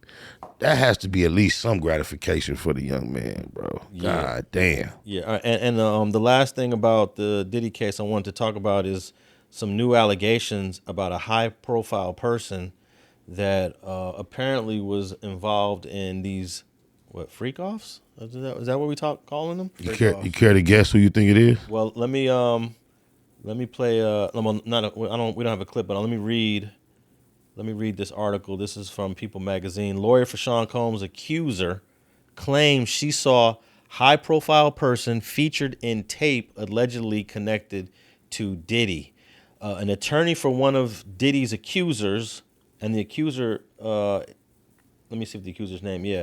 For an accuser claims someone contacted her regarding an alleged pornographic tape featuring Combs and someone more high profile than the music mogul himself, who said she didn't appear to be an active participant in the videotaping.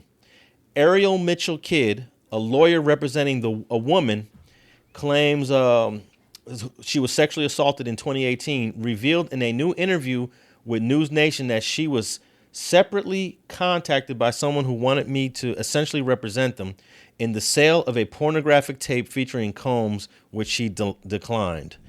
And that's all I'll read about that. But dang, who's more high profile than Diddy? When you say high profile, more money? Diddy's considered a billionaire, right? Yeah. Are we talking about a male or a female? I thought female, but if it's not female, then that's the only reason I can imagine someone being higher profile than Diddy. It just says a pornographic tape featuring Combs and someone more high profile than the music mogul, who she said didn't appear to be an active participant. So we don't know who the participant is, a male or female, unless there might be some other reports. I heard that lady actually say that with her mouth, and I may be wrong, but I believe she was alluding to it being a female. I can't recall, though. Okay, so I have no idea. You know, a female billionaire who? Oprah? Yeah, Oprah's the only person that could come to mind. But I think if it was Oprah, there would be no way to contain that information. Martha Stewart? I doubt it. I mean, Martha Stewart does hang out with But I believe Snoop it has Dogg. to be somebody sexy. I about to say we gotta think sexy. Yeah. We gotta go. You know what I'm saying? But who more? Who? Oh, I think Halle Berry is the only person I could think of. she's not more high profile. Then Diddy? Yeah. No? Well, I couldn't imagine who he is then. There's Kardashian? Jada Pinkett. A Kardashian is more high pro. Yeah. Or Jada Pinkett maybe? Jada Pinkett freaky than a mother. No. But I don't think that'd be such a scandal. Maybe. I don't know, bro. It blows my I can admit it's got me intrigued, bro. I don't really get caught up in who is never really my thing. But this shit kind of got me intrigued, bro.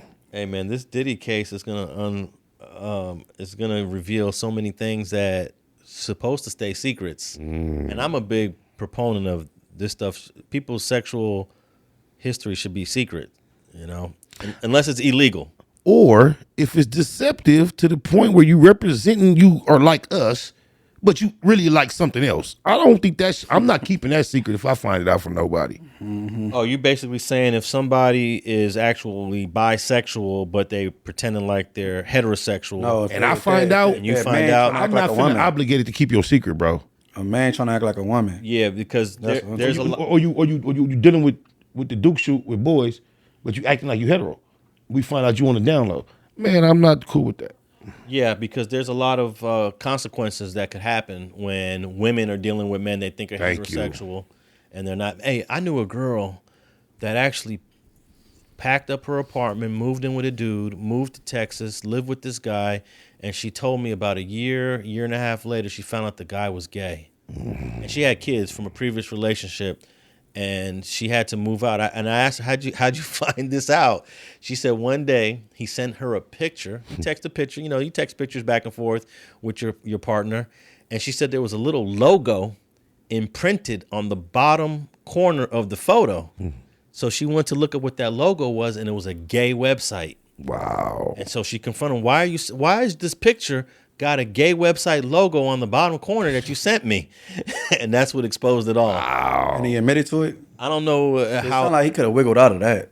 She moved out. She packed. Probably went on that site and got more Nah, and found him on that site. She was 100% convinced. Yeah, once she saw the logo, she probably went to the site, saw his profile, and then approached him. Yeah. She was 100% convinced to the point where she moved out and packed her bags and came back to California. Salute to her. Yeah, salute to a real one. And I know of that happening to 2 women. Similar story. So yeah, that's trauma for the female that got to go through that. Definitely. What is your reason for not wanting to maintain someone's secret when it comes to that? Why do you feel that needs to be out If you gonna go and put some male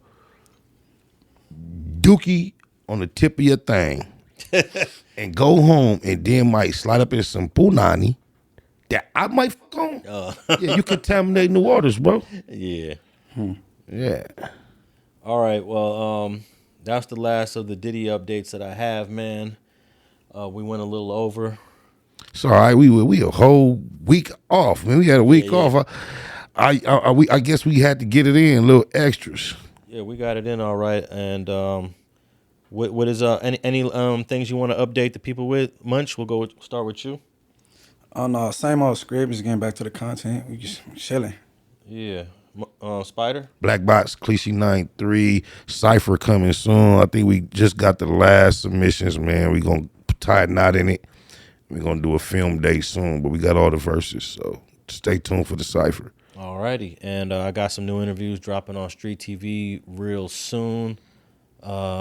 Dang, I forgot which one I'm going to be dropping, but I got the Avalon Blue dropping right now, so tap in with the Avalon Blue.